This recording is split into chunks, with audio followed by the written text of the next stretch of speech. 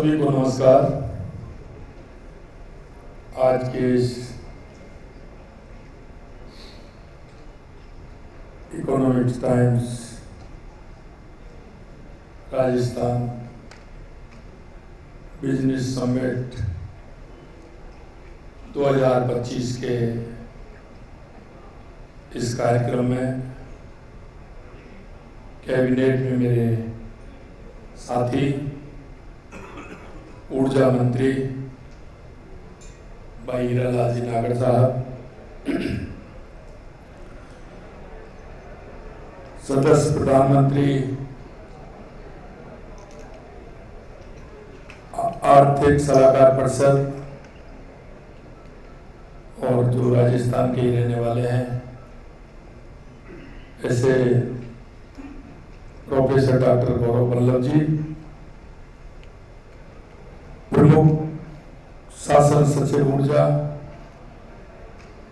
राजस्थान अमिताभ शर्मा जी, मुख्य कार्यकारी अधिकारी एवं कार्यकारी निदेशक अदानी गैस श्री सुरेश पी मंगलानी जी, निदेशक एवं सह संस्थापक SAEL Industry Limited Sukhbir Howrah ji, business head Economics Time Shri Amit Kumar Gupta ji, संपादक इकोनॉमिक्स टाइम कार्तिक शर्मा जी और इस कार्यक्रम में आए सभी मेरे भाई और बहनों, सबसे पहले तो मैं आप सभी का स्वागत करता हूं, अभिनंदन करता हूं, आप सभी का वंदन करता हूं कि आपने ऐसे समय में कार्यक्रम रखा और आप सभी लोग उसमें आए, उसके लिए बहुत बहुत स्वागत, अभिनंदन। मित्रों, निश्चित रूप से मैं जान सकता हूं क्योंकि आप जिस क्षेत्र से जुड़े हुए हैं उसमें संभावनाएं बहुत होती हैं और हम भी उन संभावनाओं को तलाशते रहते हैं और यही व्यक्ति का जीवन होता है और यही हमारे उद्योग को बढ़ाने का आधार होता है। क्योंकि जब तक हम नए नए आयामों की ओर नहीं बढ़ेंगे तब तक हमारा उद्योग भी नहीं बढ़ेगा। क्योंकि व्यक्ति के मन में जो विचार आता है और जिस विचार के आधार पर वो काम करता है वो ही कामयाबी उसकी मुख्य होती है। आपने देखा है हमारी सरकार को राजस्थान में लगभग 20 महीने हुए हैं और 20 महीनों में हमने जो राजस्थान को लेकर के जो प्रयास होने चाहिए, क्योंकि हम जिस संकल्प पत्र के साथ राजस्थान के अंदर आए थे, राजस्थान की जनता को जो हमने वायदे किए थे, उन वायदों को देख करके हमने राजस्थान में एक रोड मैप बनाने का काम किया कि हमारे राजस्थान की ग्रोथ कैसे हो सकती है, हमारा राजस्थान कैसे आगे बढ़ सकता है। हमें सबसे पहले आवश्यकता किस बात की है, क्योंकि पिछली भी सरकार हमने देखी, आप सभी ने देखी थी, पूरा राजस्थान ने देखी कि जिस तरह से युवाओं के साथ कुठाराघात होता था, लॉ एंड ऑर्डर की जो स्थिति थी, विकास की बात होती थी तो उद्योगपति किनारा करते थे। हमने सबसे पहले इन बातों को देखा कि हमारा राजस्थान कैसे ग्रोथ कर सकता है, उसके क्या क्या विषय हो सकते हैं। हमको लगा था कि सबसे पहले राजस्थान में पानी की कमी होती है। अगर राजस्थान के उद्योगपति को पानी मिलेगा, राजस्थान के किसान को पानी मिलेगा, आम व्यक्ति को स्वच्छ पानी पीने को मिलेगा, तो निश्चित रूप से हमारा राजस्थान आगे बढ़ेगा। और इसी उद्देश्य को लेकर के देश के यशस्वी प्रधानमंत्री नरेंद्र मोदी जी के नेतृत्व में हमारे राजस्थान में पानी की व्यवस्था कैसे हो सकती है, उसके लिए हमने काम किया। और मैं कह सकता हूं कि 3 महीने के अंदर जो दशकों पुरानी हमारी मांग थी, हमारी ERCP मांग, जिसको हम राम जल सेतु योजना के नाम से हम जानते हैं, 3 महीने के अंदर उसका MOU किया गया। और 1 साल बाद जब माननीय प्रधानमंत्री जी आए तो 17 दिसंबर को उसका शिलान्यास कर दिया। वो इतनी बड़ी योजना है कि राजस्थान के 17 जिलों को पानी भी मिलेगा, उद्योग के लिए भी पानी मिलेगा, लगभग 4 लाख करोड़ एक हेक्टेयर भूमि को सिंचाई के लिए भी पानी मिलेगा। इसी तरह से हमारी शेखावाटी की समस्या थी। कांग्रेस के लोग जब चुनाव आते थे तो वहां के लोगों से वादा करते थे, कई बार तो ऐसा लगा उन्होंने शिलान्यास भी कर दिया, लेकिन दशकों तक यमुना का पानी की कोई बात ही नहीं हुई। माननीय प्रधानमंत्री जी के नेतृत्व में हमने यमुना समझौता भी किया और उसका MOU करके, और आज हमारी उसकी DPR तैयार हो रही है, उसके लिए भी हमने काम किया है। इसी तरह इंदिरा गांधी, हमारे गंगा नहर का पानी, हमारी नहरें छोटी हो गई थी, सिल्ट जमा हो गई थी, कई मरम्मत की आवश्यकता थी, तो हमने 4,500 करोड़ रुपए के लिए उसका प्रावधान किया और उसकी मरम्मत भी हमने प्रारंभ कर दी। उदयपुर में हमारी देवास थी, और देवास की हमारी जो अरावली की पहाड़ियां, आधा पानी हमारा अरब सागर की तरफ जाता था, आधा पानी हमारा इधर हिंद सागर की तरफ आता था, जो पानी हमें उपयोग का होता है। लेकिन जो अरब सागर की तरफ जाता था उस पानी का कोई उपयोग नहीं था। हमने उस पानी को एनीकलर टनल बना करके उसको हमने इधर लिया, जिससे कि हमारे राजस्थान को उसका पानी मिले। उसकी योजना का भी काम हमने प्रारंभ किया है। हमारा भाई डैम से सोम कमला में आकर के जमाई से हमारा पाली को भी पानी मिले, जालौर को भी पानी मिले। हमारी सरकार ने लगातार उसके लिए भी काम किया है, क्योंकि बारिश के समय में माई से वो पानी हमारा निकल जाता था। इसी तरह से हमने हमारी ब्राह्मणी नदी, जो हमारे राणा प्रताप सागर से निकलती है, हमेशा आप देखते हैं वो बांध हमारे खुलते हैं और वो पानी चंबल में बह करके यमुना जी में जाता है, यमुना जी से गंगा जी में, और वहां से जाकर के गंगा सागर में पहुंच जाता है। उसका उपयोग नहीं कर पाते। हमने उसके लिए भी लगातार हमारी सरकार काम कर रही है। उस योजना को मिल जाए जिससे वो ब्राह्मणी का पानी हमारे चित्तौड़ होकर के, भीलवाड़ा होकर के हमारे बीसलपुर बांध में आए, और उसके माध्यम से हमारा जो वो पानी है वो हमारी बाणगंगा में भी जाए, हमारा रूपालेर में भी जाए, हमारे अजमेर को भी पानी मिले, हमारे टोंक को भी पानी मिले, जयपुर को पानी मिले। उस स्कीम को भी हम करने जा रहे हैं। यानी कि पूरी तरह से राजस्थान को पानी कैसे मिल सकता है, क्या इन्होंने कभी सोचा था? क्योंकि इसलिए मैं कहना चाह रहा हूं कि आदमी का विजन और आदमी का विचार जो सोचता है हर काम के लिए, वो ही आगे परिणाम देता है। हमने लगातार पूरे राजस्थान के लिए पानी के लिए काम किया है। दूसरा हमारा विजन था बिजली का, क्योंकि आप देखते थे राजस्थान में हर जिले में बिजली के लिए आंदोलन होता था। मैंने उनको कहा कि 2027 तक राजस्थान, क्योंकि हमेशा बिजली खरीदता था, राजस्थान खरीदने वाला नहीं, राजस्थान बिजली बेचने वाला राज्य बनेगा, बिजली बेचने वाला। लगातार आप देख रहे हैं हम केंद्र सरकार के माध्यम से हमारे MOU हुए हैं, लगातार उस पर हम काम कर रहे हैं। हमारे प्रधानमंत्री सूर्य घर योजना में हम काम कर रहे हैं। हमारा PM कुसुम योजना में लगातार हमारा काम चल रहा है। हीरालाल जी भी बता रहे, हमने किसान को भी कहा है कि 2027 में आपको हम दिन में बिजली देंगे। हमने 22 जिलों में प्रारंभ कर दिया।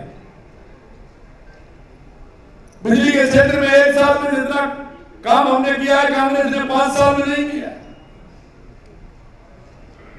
हमने 4,750 मेगावाट बिजली उत्पादन की है और कांग्रेस ने मात्र 3,900 मेगावाट 5 साल में की थी, जो हमने 1.5 साल के अंदर की है।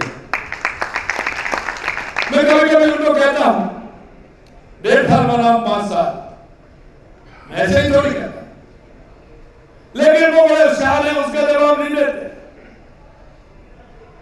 कांग्रेस के लोग ज्ञान देते हैं। अरे भाई, आप भी तो 1.5 साल पहले थे, वो ज्ञान का उपयोग आपने जब क्यों नहीं किया?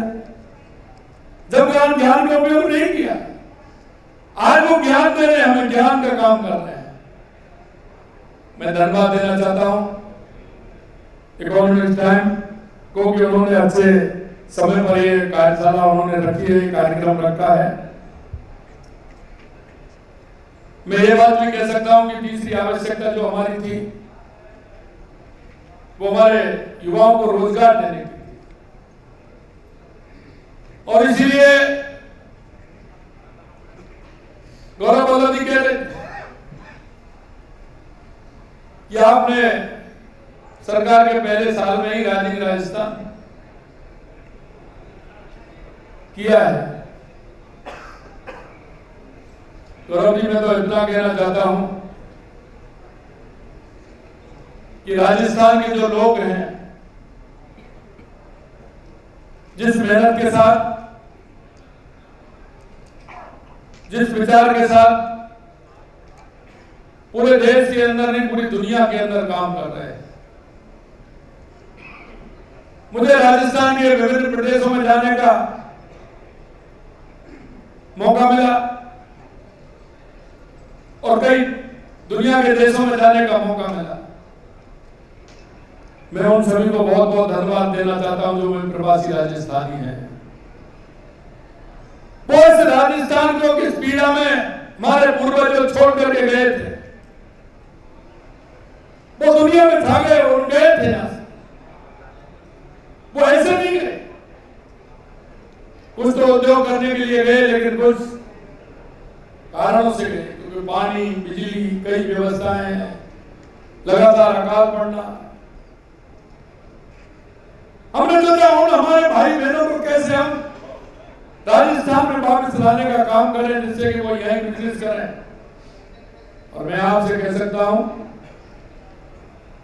उनकी दृढ़ इच्छा शक्ति जितनी मजबूत है, जहां भी मैं जाता हूं, जिस तरह से वो काम की बात करते हैं, हमने सोचा अगर हम राजस्थान करेंगे तो हमारे उन भाई और बहनों को भी मौका मिलेगा जो राजस्थान की प्रति उनकी भाव और भावना जो जुड़ी हुई है। और इसलिए हमने राजस्थान की 35 लाख करोड़ के एमओयू हुए, और आज मैं आपसे कह सकता हूं कि लगभग 4 लाख करोड़ रुपए के जमीन पर उतर गए हैं, और अगले महीने में और भी कुछ आने वाला है।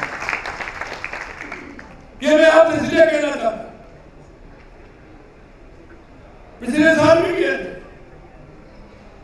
लेकिन उनकी जमीन पर उतरने के परिणाम भी आप देख लीजिए, उनके कितने % उतरे थे। यही नहीं, हमने लगातार युवाओं के लिए हमने कहा हमारे संकल्प पत्र में कि हम युवाओं को 5 साल में 4 लाख सरकारी नौकरी देंगे। और क्योंकि पिछला बजट हमारा जुलाई में आया था, तो हमने कहा 1 साल में देंगे। ये अभी अगस्त चल रहा है, 75,000 दे दी, 15,000 अगले महीने है। आंकड़ा देख लीजिए, कैलेंडर भी हमने पहली बार निकाला है कि विज्ञप्ति कब निकलेगी, आप फॉर्म कब भरेंगे, पेपर कब होगा, परिणाम किस दिन आएगा, और आपको नियुक्ति पत्र कब मिलेगा। राजस्थान के अंदर पिछले 20 महीने के अंदर कितने पेपर हुए हैं आपने देखे, 350 से ज्यादा पेपर हुए हैं, लेकिन एक भी पेपर लीक नहीं हुआ, एक भी पेपर लीक नहीं। मैं युवाओं से आह्वान करना चाहता हूं, राजस्थान की सरकार सरकारी क्षेत्र में भी नौकरी देने के लिए तैयार है और निजी क्षेत्र में भी तैयार है। हमने केंद्र के साथ मिलकर के ये भी कहा है कि जो निजी क्षेत्र में हम उनको नौकरी देंगे, 15,000 केंद्र की सरकार देगी तो 10,000 उनको राज्य की सरकार भी देगी, क्योंकि हमारे युवा के लिए हमारे देश के यशस्वी प्रधानमंत्री नरेंद्र मोदी जी कहते हैं कि आप आइए, राजस्थान की इकोनॉमी को भी मजबूत करिए। और लगातार हमारे प्रधानमंत्री जी कहते हैं कि विकसित भारत 2047 को ध्यान में रखते हुए हमने स्पष्ट लक्ष्य निर्धारित किए हैं। उन लक्ष्यों के माध्यम से हमारे राजस्थान को विकसित राजस्थान बनाना चाहते हैं और इस दिशा में हमने पहला कदम आपने देखा राजस्थान की लोगों ने इन्वेस्टमेंट समिट के माध्यम से उठाया। मित्रों, राजस्थान की भौगोलिक दृष्टि से बड़ा प्रदेश है, देश का सबसे बड़ा प्रदेश है, लेकिन उद्योग जगत के आप सभी लोग जुड़े हैं। लेकिन मैं एक बात आपसे जरूर कहना चाहता हूं कि राजस्थान के अंदर हर क्षेत्र में बहुत बड़ी आवश्यकता है। कोई भी क्षेत्र हमारा ऐसा नहीं जिसमें हम ग्रोथ नहीं कर सकते। हम हर क्षेत्र में ग्रोथ कर सकते हैं, चाहे हमारा माइनिंग का क्षेत्र हो, चाहे हमारा पर्यटन का क्षेत्र हो, शिक्षा का क्षेत्र हो, चिकित्सा का क्षेत्र हो, कृषि का क्षेत्र हो, हम सभी विषयों को लेकर के आगे बढ़ रहे हैं। और मैं इसमें यह भी बताना चाहता हूं कि जहां आवश्यकता है, क्योंकि हमारी ये भारत मां वो धरती है जिसकी इकोनॉमी पर हमारी आबादी है, जो हमारी बहनों के वो संचय करने की जो उनकी आदत है और हमारे भारतवासियों को भी संचय करने की आवश्यकता है। ये हमारी इकोनॉमी सबसे मजबूत है और उस मजबूती के कारण हम दुनिया के अंदर कोरोना के समय में किस तरह की स्थिति आई, लेकिन हमारे लोगों ने उसको समय के साथ मजबूती के साथ काम किया और दुनिया के जो देश थे जो ये कहते थे कि आर्थिक जगत के बहुत प्रमुख देश हैं, उन पर उनका असर दिखा, लेकिन हमारे देश में किसी प्रकार का उस पर असर नहीं आया। और इसलिए राजस्थान में व्यापार के अवसर भी, संभावना भी है। एक समय था जब मैंने बता रहा था कि कांग्रेस के समय किस तरह से अपराध होते थे, हमारे उद्योग जगत के लोग आने में दिक्कत होती थी और घटते निवेश किस तरह से था। लेकिन आज आप देख रहे हैं मजबूत सुशासन, अपराधियों के खिलाफ ठोस कार्रवाई, सामाजिक शांति और सहज व्यापार नीति से राजस्थान में उद्योग व्यापार को गति मिल रही है।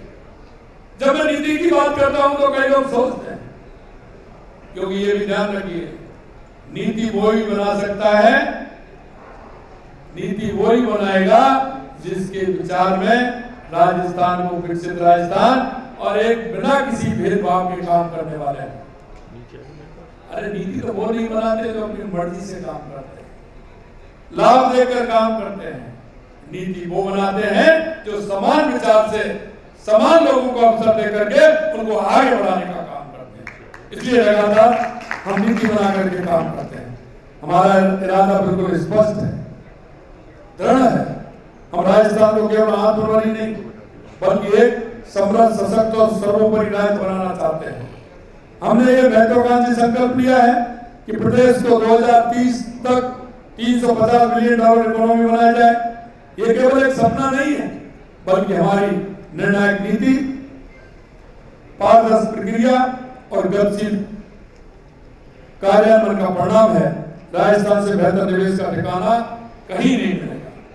पिछले वर्ष जैसा मैंने बताया राजस्थान किया और मैं कहना चाहता हूं लगातार उसकी मॉनिटरिंग हो रही है और उस मॉनिटरिंग के माध्यम से हम उन लोगों से लगातार संपर्क कर रहे हैं और हमने पोर्टल भी बनाया। पोर्टल इसलिए बनाया है कि किसी तरह से उनको परेशानी नहीं हो, वो अपनी बात पोर्टल पर ही कह सके। उनकी समस्या का समाधान हम कर सकें। इस क्षेत्र में भी हमने काम आगे बढ़ाया है और शेष प्रस्ताव जो हमारे हैं, जैसा मैंने बताया, वो भी हमारे जमीन पर उतरने की प्रक्रिया तीव्र हो रही है। हमारा नवाचार भी हम करने जा रहे हैं। जब राजस्थान में हमारी सरकार आई तभी से हमारा लक्ष्य राजस्थान को आगे ले जाने का कार्य करना है। उनका विकास कैसे हो, नए उद्योग कैसे स्थापित हो, राज्य में नया निवेश कैसे लाया जाए, ये प्रयास हमारे जारी हैं। और उद्योग को अधिक सुगम बनाने के लिए हमने कई कदम भी उठाए। जैसा कि मैं आपको बता रहा था, Rajasthan investment promotion policy 2024, Rajasthan mineral policy 2024, रिको प्रत्यक्ष आवंटन नीति 2025, डेटा सेंटर नीति 2025, वस्त्र एवं प्रधान नीति 2025, राजस्थान पर्यटन इकाई नीति 2024।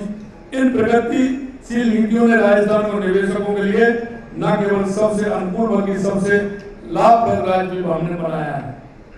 जैसा मैंने कहा, राजस्थान ने खनिज ब्लॉकों की नीलामी में भी देश भर में नया कीर्तिमान स्थापित किया है। पूरे देश में प्रमुख खनिज 500 ब्लॉक आवंटित हुए हैं और राजस्थान में सबसे ज्यादा, अकेले राजस्थान में 100 से अधिक ब्लॉक आवंटित किए हैं, जो 20% है। इसके लिए भी हम काम कर रहे हैं। राज्य की आर्थिक स्थिति में उल्लेखनीय सुधार हुआ है। आज मैं आपके सामने राजस्थान के उज्जवल भविष्य की एक नई तस्वीर प्रस्तुत करने आपके बीच आया। हमारी सरकार ने कई महत्वपूर्ण निर्णय लिए हैं जो हमारे प्रदेश को नई ऊंचाइयों तक ले जाएंगे। हमने विजन डॉक्यूमेंट 2047 को मंजूरी दी। ये केवल एक दस्तावेज नहीं बल्कि राजस्थान के सुनहरे भविष्य का खाका है। हमारा लक्ष्य है कि 2030 तक राजस्थान $350 बिलियन और 2047 तक $4.3 ट्रिलियन की अर्थव्यवस्था बने। यह सिर्फ एक सपना नहीं है बल्कि हमारा संकल्प है। और आप देखते हैं, जब हम संकल्प को साथ लेकर के चलते हैं तो हमने आपने देखा है कि ऊर्जा के क्षेत्र में हमने काम किया है। हमने 10 सौर ऊर्जा परियोजना को मंजूरी दी है जो 2400 मेगावाट की नवीकरणीय ऊर्जा का उत्पादन करेगी। प्रकृति के साथ तालमेल बिठाने में हमने शर्त रखी है कि हर कटे हुए वृक्ष के बदले में कम से कम 5 वृक्ष लगाने होंगे। और मैं आपको यह भी बताना चाहता हूँ, क्योंकि हम उन संकल्पों को भी साथ लेकर के चल रहे हैं, क्योंकि देश के यशस्वी प्रधानमंत्री नरेंद्र मोदी जी ने, क्योंकि लोग सोचते थे कि सामाजिक सरोकार के कार्य करने की आवश्यकता क्या है, लेकिन आपने देखा होगा माननीय प्रधानमंत्री जी के नेतृत्व में स्वच्छता का मिशन चला, जो आज स्वच्छता का मिशन पूरे देश के अंदर जिस तरह से चल रहा है, लोगों के मन के भाव जो बदले वो आपने देखा है। यही नहीं, एक हमारे बेटी बचाओ बेटी पढ़ाओ का एक मिशन हमने लिया था देश के यशस्वी प्रधानमंत्री नरेंद्र मोदी जी के नेतृत्व में। आपने देखा हमारा लिंगानुपात जिस तरह से कम होता जा रहा है। इससे सामाजिक बुराइयां होती, समाज में विसंगतियां होती हैं, लेकिन प्रधानमंत्री जी ने बेटी बचाओ बेटी पढ़ाओ का विजन लेकर के, और आज आप देख सकते हैं कितना बड़ा अंतर हमारे देश के अंदर और उन राज्यों के अंदर जिसमें लिंगानुपात का ज्यादा असर था, वो भी आज बराबर हुआ है। उससे जिससे हमारी समाज बुराई कोई नहीं हो, इसके लिए भी हमारे प्रधानमंत्री जी काम कर रहे हैं। अगर तीसरा विजन आप देखेंगे तो उन्होंने एक पेड़ मां के नाम अभियान लिया। मैं आपसे कह सकता हूं, हमारा पर्यावरण बहुत आवश्यक है। पर्यावरण के संरक्षण के लिए प्रधानमंत्री जी के नेतृत्व में एक पेड़ मां के नाम लगाए। पिछली बार हमने लक्ष्य लिया था 7 करोड़ वृक्ष लगाने का, लेकिन हमने 7.5 करोड़ वृक्ष लगाए थे, और इस बार हमने लिया था कि हम 10 करोड़ वृक्ष लगाएंगे। लेकिन आपको कहते हुए मुझे प्रसन्नता होती है कि 11 करोड़ 4 लाख पौधे हमारे कल की डेट तक जियो टैग के माध्यम से हमने लगाए, और आने वाले समय में और भी लगने वाले हैं। हमने कहा 5 साल के अंदर 50 करोड़ पौधे लगाएंगे, तो 18.5 करोड़ पौधे हमने लगा दिए हैं और हम उसकी ओर अग्रसर हो रहे हैं, क्योंकि पर्यावरण के प्रति हमारी प्रतिबद्धता है। मित्रों, मैं ये भी कहना चाहता हूँ, युवाओं के सपने को साकार करने के लिए हमने नई भूमि आवंटन नीति 2025, विश्वकर्मा युवा प्रोत्साहन योजना को मंजूरी दी है। इस योजना के माध्यम से युवाओं को रोजगार मिलेगा। और यही नहीं, हमने हर जिले को, माननीय गौरव जी कह रहे थे कि अगर प्रदेश की जीडीपी बढ़ेगी तो देश की जीडीपी बढ़ेगी। और हम कहते हैं कि हमारे जिले की जीडीपी बढ़ेगी तो हमारे प्रदेश की उसके लिए हमने पंच गौरव, हमारी बृहस्पति क्या है, हमारे जिले का फल कौन सा है, हमारा पर्यटन स्थल कौन सा है, हमारा खेल कौन सा है, इस तरह से हमने पंच गौरव हमने किए हैं। और उसके लिए सरकार लगातार उसके लिए सरकार हम पैसे की व्यवस्था भी हम कर रहे हैं। हमने उसके लिए कहा है कि जिस जिले में आवश्यकता है, जैसे हमारे सवाई माधोपुर के अंदर अमरूद की खेती होती है तो वहां उसकी प्रोसेसिंग कैसे हो उसके लिए काम कर रहे हैं। हमारा रेगिस्तान कहते थे, बाड़मेर बालोतरा के लिए वहां अनार कितना अच्छा हो रहा है, बेस्ट क्वालिटी का अनार पैदा हो रहा है, वहां क्या किया जा सकता है। जैसलमेर में खजूर की खेती हो रही है, हनुमानगढ़ गंगानगर में किन्नू की खेती हो रही है। हमारा ये जीडीपी कैसे हमारे जिले की बढ़ेगी, अगर हमारे जिले की जीडीपी बढ़ेगी तो हमारे प्रदेश की जीडीपी बढ़ेगी। कई मेरे उद्योगपति कई बार कहते हैं कि बड़े उद्योग के लिए, मैं ये कहता हूं मेरे भाइयों बहनों, छोटा उद्योग भी है बहुत आवश्यक है। मैं राजस्थान के अंदर गया, कितने बड़े आपके एमओयू हुए, मैंने कहा मुझे जिले में छोटे भी आवश्यक है। और मैं हमेशा एक उदाहरण देता हूं, अगर किसी मेरे भाई ने 1 करोड़ 1.5 करोड़ 1.25 करोड़ में अगर कोई ढाबा भी अच्छा बढ़िया खोल दिया तो मैं कह सकता हूं कि उस ढाबे पर भी जो रोजगार वाला व्यक्ति होगा, जो 10 12 15 लोग 20 लोग काम करेंगे, मैं ये कह सकता हूं कि वो लोग होंगे जिसको रोजगार की सबसे ज्यादा आवश्यकता होगी, वो उस पर काम करेंगे। हमने कहा है पंडित दीनदयाल उपाध्याय जी हमारे कहते हैं कि अंतिम पंक्ति में खड़ा व्यक्ति अगर उसका हम सारा जीवन उसका जीवन स्तर अगर ऊंचा नहीं उठा तो हमारा काम करने का भाई है। हम चाहते हैं कि अंतिम पंक्ति में जो व्यक्ति खड़ा है जिसको आवश्यकता है, राज्य सरकार और केंद्र सरकार की योजनाओं की आवश्यकता है, उसको हम कैसे आगे बढ़ा सकते हैं। और इसलिए हमने गरीबी मुक्त राजस्थान,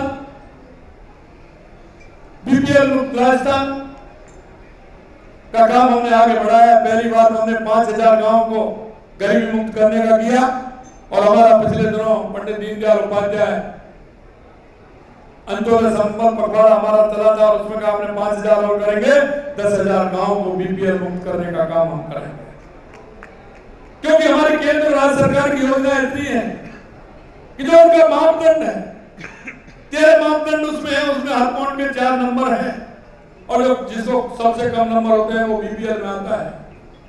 मैं कहता हूं देश के यशस्वी प्रधानमंत्री नरेंद्र मोदी जी के नेतृत्व में कांग्रेस ने तो सिर्फ हमेशा गरीबी हटाओ के नारे दिए थे, लेकिन उनका कभी गरीब से संपर्क नहीं रहा।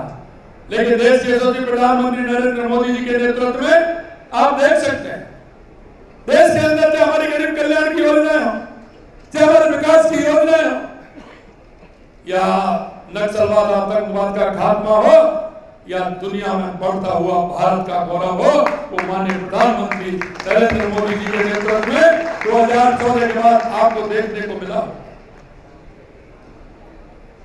नारे से नहीं, काम से काम चलता है। और प्रधानमंत्री जी हमेशा कहते हैं कि जब तक हम अंतिम पंक्ति में खड़े व्यक्ति के साथ होकर के काम नहीं करेंगे, हमारे उस व्यक्ति का भला नहीं होगा। जब तक ना किसी गांव का भला होगा, ना तहसील का भला होगा, ना जिले का भला होगा, ना प्रदेश का भला होगा, ना देश का भला होगा। अगर हमने देश का भला करना है तो हमें उन अंतिम पंक्ति में खड़े व्यक्ति को साथ लेकर के चलना है और उसको साथ लेकर उसका अगर जीवन स्तर उठेगा तो अपने आप हमारा तहसील से लेकर के, जिले से लेकर के, प्रदेश से लेकर के हमारा देश आगे बढ़ेगा। मित्रों, यही नहीं, जयपुर में हमने विश्व स्तरीय कन्वेंशन सेंटर और Rajasthan institute of medical science RIMS को भी मंजूरी मिली है, क्योंकि हम चाहते हैं कि हर व्यक्ति को इलाज मिले, सस्ता मिले, सुलभ मिले। और हमने देखा, आपने लगातार हम उसके लिए काम कर रहे हैं। हम राजस्थान को पर्यटन और शिक्षा के क्षेत्र में भी नए आयाम दे रहे हैं। यही नहीं, क्योंकि पिछले दिनों में जापान भी गया था, कोरिया भी गया था, जर्मनी भी गया था। हमको आवश्यकता हो।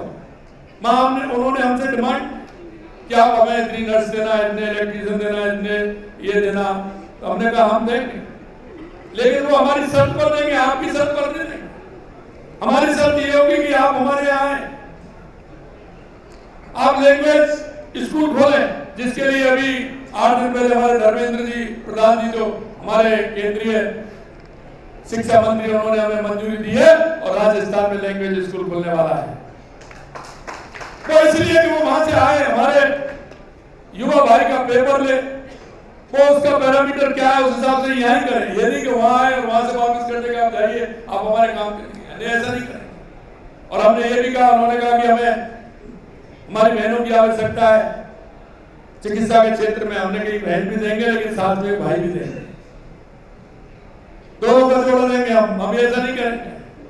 तो उस पर भी उन्होंने मंजूरी की है और हम लैंग्वेज स्कूल के माध्यम से उनको यहाँ उनकी भाषाई ज्ञान दे करके, उनके जो पैरामीटर है उनको हम पेपर दे करके हमारे भाई बहनों को हम वहां भेजने का काम ये भी हम करने वाले हैं। अभी माननीय गौरव जी ने जिसका जिक्र किया, सबसे महत्वपूर्ण बात यह थी कि जोधपुर पाली और जो गलियारे का कार्य प्रारंभ हो गया है। यह परियोजना 2024-25 केंद्रीय बजट में भी अनुमोदित 12 स्मार्ट औद्योगिक क्षेत्रों में से एक है। दिल्ली मुंबई औद्योगिक गलियारे का यह महत्वपूर्ण हिस्सा है।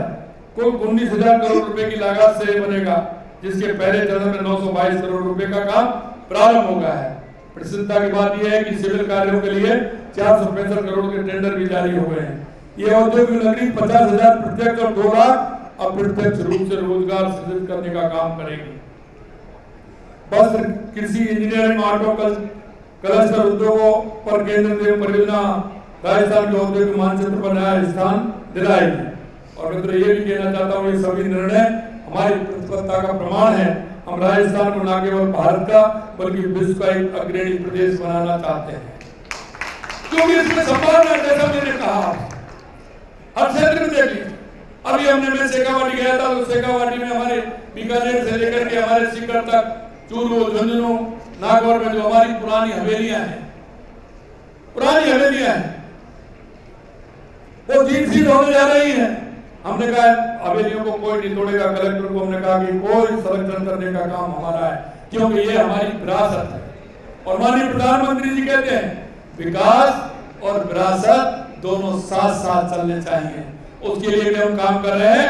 650 ऐसी हवेलियां हैं जो आप उनको देखोगे आने वाले समय में, ना तो वो कारीगर है, ना उनको कोई बना सकता है।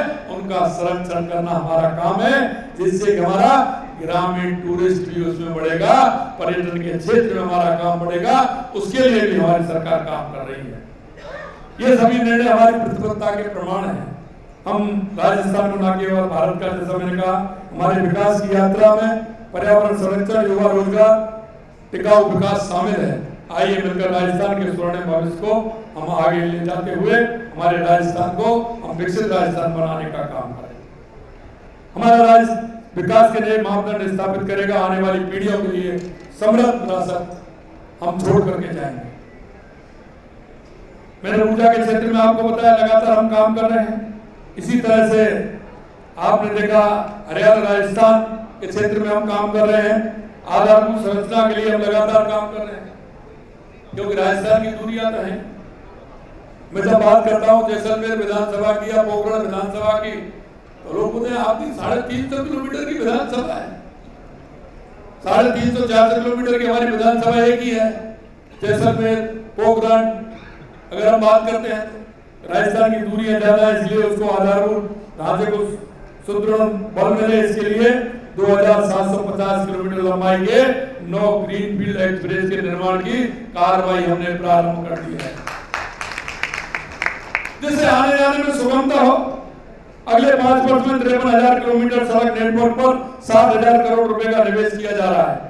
1,300 गांवों को डामर की सड़कों से जोड़ा है। 6,330 किलोमीटर मिसिंग लिंक रोड के निर्माण से कनेक्टिविटी को मजबूत किया गया है। और आपने देखा है दिल्ली मुंबई फ्रेट कॉरिडोर को राजस्थान में गति मिली है। जयपुर एयरपोर्ट का विस्तार और आधुनिकीकरण किया गया है। जोधपुर, उदयपुर, कोटा में नए टर्मिनल विकास हो रहे हैं। वो भी आप देख रहे हैं। मैं निवेशकों को, उद्यमियों को एक संदेश देना चाहता हूं, अगर भविष्य में निवेश करना है तो राजस्थान में आइए। यहाँ न केवल असीमित अवसर है, प्राकृतिक संसाधन है, कुशल मानव संसाधन है, बल्कि सबसे बड़ी बात है एक पारदर्शी, निर्णायक और विकासोन्मुखी सरकार है जो आपके हर सपने को साकार करने के लिए प्रतिबद्ध है। आपको आश्वासन देता हूं कि शीघ्रता से अप्रूवल दिए जाएंगे, लैंड अलॉटमेंट में पूर्ण पारदर्शिता रखी जाएगी। और मैं ये भी कहना चाहता हूं कि राजस्थान, जैसा मैं हमेशा कहता हूं, आपके लिए बाहें फैलाए हुए खड़ा है। हमारी सरकार आपका इंतजार कर रही है और हमने इसी तरह से पोर्टल बनाया। आपको किसी भी तरह की परेशानी होती है तो आप वो बताइए, निश्चित रूप से उस परेशानी को भी हम दूर करेंगे। हम राजस्थान एक नए युग के द्वार पर है।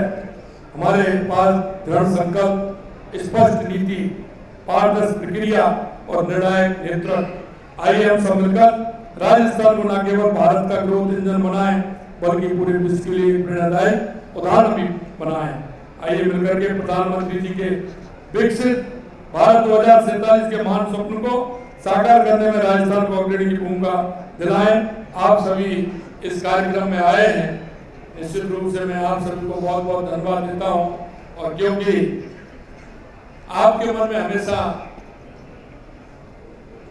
निवेश और विकसित कार्य की भी होती है, आज उसके साथ में विकसित राजस्थान भी बनाएंगे। अंत में मैं युवाओं से एक अपील करना चाहता हूं और आपके इस कार्यक्रम के माध्यम से मैं राजस्थान के युवाओं को भी कहना चाहता हूं कि आप सपने वो देखिए, सपने देखिए और सपने के आधार पर आप काम करिए। हमारी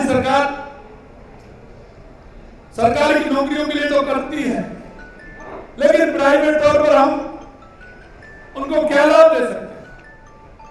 देश के यशस्वी प्रधानमंत्री नरेंद्र मोदी जी कहते हैं विश्वकर्मा योजना के माध्यम से, प्रधानमंत्री स्वनिधि माध्यम से हम उस युवा को कैसे अपने पैरों पर खड़े करें।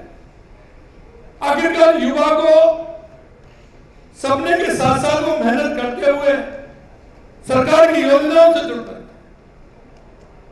क्योंकि जब हमारा युवा बड़ा होता है तो उसके पिताजी के मन में उसके प्रति, उसके भविष्य के प्रति चिंताएं होती है। हमारी सरकार वही चिंता करती है, क्योंकि उस पिता की पीड़ा हम जान सकते हैं।